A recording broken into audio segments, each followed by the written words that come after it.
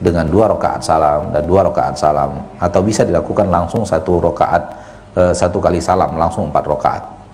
Pengobatan secara kai, sementara kai itu bahagian daripada hal yang hendaknya dijauhi. Saya ini kan lagi menyusui, jadi saya kan tidak puasa.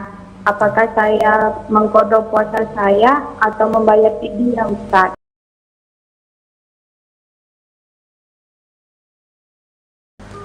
Tentang salat qabliyah zuhur, demikian juga dengan ba'diyah zuhur, demikian juga dengan qabliyah asar, bahwa dianjurkan lebih afdal kita untuk melakukan semua salat rawatib yang semua salat qabliyah dan ba'diyah yang tadi kita sebutkan 4 rakaat. Namun ditanyakan apakah dengan 2 rakaat salam dan 2 rakaat salam, atau bisa dilakukan langsung 1 rakaat 1 kali salam langsung 4 rakaat. Sejauh ilmu yang ada pada ana, yaitu 2 rakaat salam dan 2 rakaat salam, sejauh ilmu yang ada pada ana.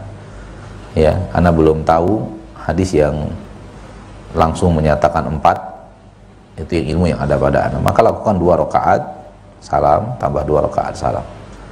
Demikian juga dengan ba'diyah zuhur. Ya, ada ba'diyah zuhur ada 4 rakaat juga sebagaimana qabliyahnya, namun hanya 2 yang rawatib, 2-nya tidak. Demikian juga dengan qabliyah asar juga 4 rakaat, namun tidak ada yang rawatib dalam salah satu pendapat para ahli ilmu, dan dalam pendapat yang lain 2 pertamanya adalah rawatib. Wallahu ta'ala alam. Nah, kemudian pertanyaan yang kedua tentang kai, bahwa telah terjadi pengobatan secara kai, sementara kai itu bahagian daripada hal yang hendaknya dijauhi untuk mendapatkan keutamaan, termasuk 70.000 orang dari umat Nabi Muhammad SAW yang ada kesempatan untuk masuk surga tanpa hisab. Dan masuk surga tanpa hisab otomatis tanpa diazab. Jangankan diazab, dihisab saja tidak. Sementara ada orang yang dihisab kemudian tidak diazab, apalagi tidak dihisab, otomatis tidak diazab, maka dia lebih spesial. Dan ini penduduk surga spesial yang masuk surga tanpa dihisab. Di dalam hadis dikatakan, humul ladzina la yaqtawun wa la yastarqun, humul ladzina la yastarqun wa la yaqtawun wa la yatatayyarun wa ala rabbihim yatawakkalun. Mereka adalah orang yang tidak minta ruqyah, tidak mengobat dengan pengobatan kai, berobat dengan pengobatan kai, besi panas dipanaskan, ditempel di tubuh, merusak kulit, merusak ciptaan Allah tabaraka wa ta'ala Rabbul Izzah, dan mengobat dengan pengobatan panas. Dan semua ini bahagian daripada hal yang hendaknya dijauhi. Wala tatayyarun, tidak tatayyur, tidak menganggap sial. Terjadi ini, ternyata sial di sini, di bulan ini bulan sial, hari ini hari sial. Nikah pada masa seperti ini akan membawa kesialan, tidak membawa keberuntungan. Wa ala rabbihim yatawakkalun, dan semua itu mereka bertawakal kepada Allah. Pertanyaannya adalah, sudah kadung terjadi kai, kadung dilaksanakan pengobatan secara kai, dan sekarang saya bertaubat. Pertanyaannya, apakah ada kesempatan saya setelah bertaubat dari pengobatan kai untuk tetap masuk ke dalam kemungkinan untuk masuk ke dalam 70.000 yang akan masuk surga tanpa dihisab dan tanpa diazab. Dan dalam hadis yang lain dari Imam Ahmad, masing-masing dari 1.000 membawa 1.000 lagi, ada 1.000 lagi untuk masing-masing 1.000. 70.000 berarti 70.000 kali 70 lagi, ya, ada 4,5 juta yang kemungkinan yang akan dimasukkan ke surga tanpa dihisab dan tanpa diazab. Apakah masih ada kemungkinan? Kita katakan rahmat Allah luas. Rahmat Allah luas, dan Nabi mengatakan taubat menghapuskan apa yang ada sebelumnya. Wallahu ta'ala a'lam. Nah, syukur Ustaz atas jawabannya dan penjelasannya. Semoga bisa dimengerti untuk ibu tadi yang bertanya dan untuk kita semua yang mendengarkan. Baik, selanjutnya kita angkat kembali penelpon yang sudah masuk. Ya, halo, assalamualaikum. Waalaikumsalam. Ya, dengan ibu siapa di mana? Dengan Ibu Yani di Perawang. Ibu Yani di Perawang. Silakan ibu langsung dengan Ustaz. Ustaz, saya mau bertanya.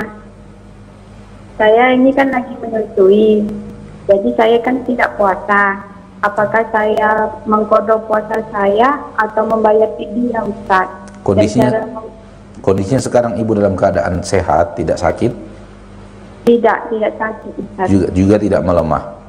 Enggak, tapi lagi menyusui. Nah, ya.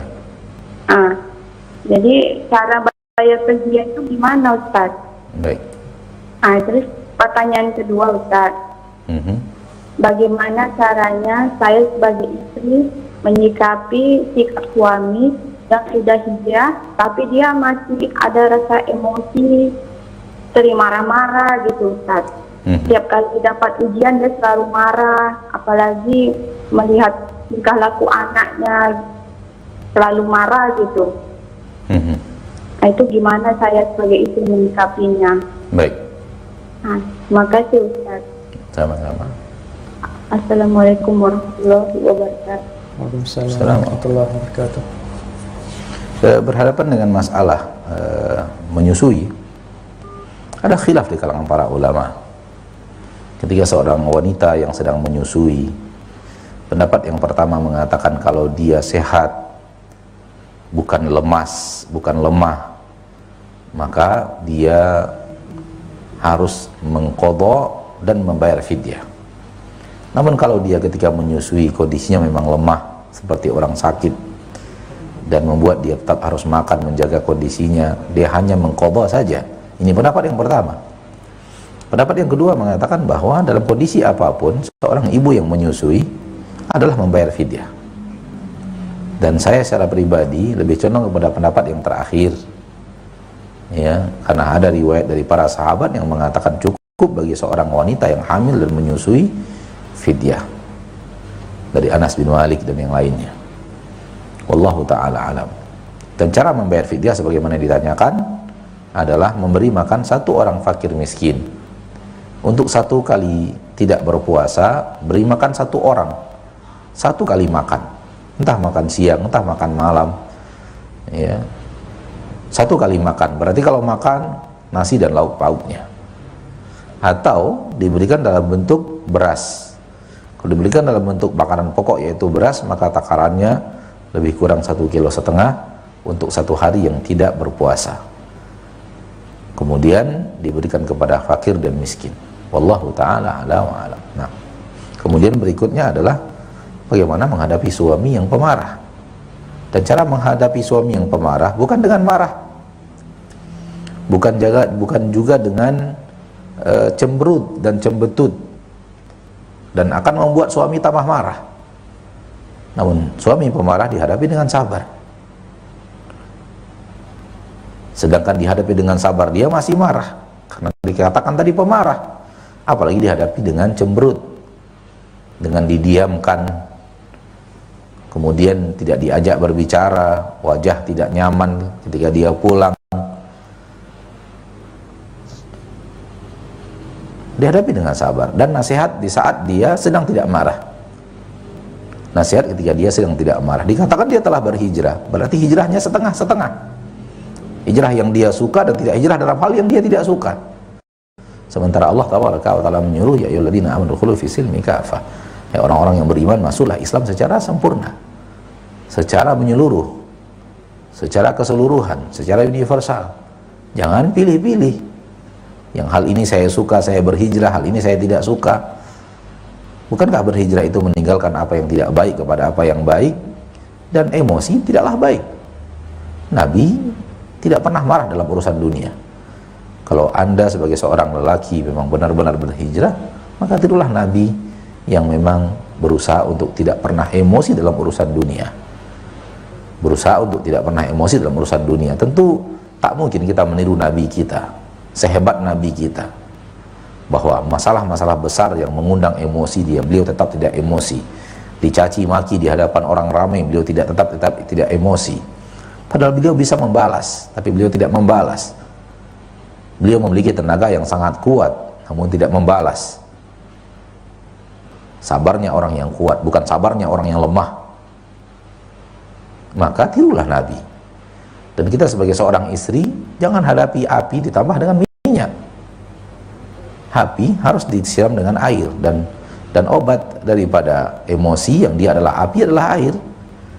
bukan kita tambah sesuatu yang membuat dia semakin tersulut dan membesar. Jangan, ya. Dan bersabar dalam ini, dan nasihati suami dalam akhlak yang baik di saat dia siap untuk dan sedang kondisi siap untuk dinasihati. Jangan ketika dia marah kemudian diceramahi, insya Allah akan membuat dia semakin marah, ya.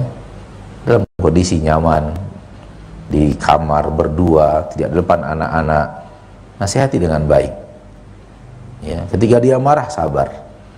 Ketika dia marah, sabar. Wallahu ta'ala alam. Nah, dan jangan lupa berdoa. Barakallahu fiik. Nah.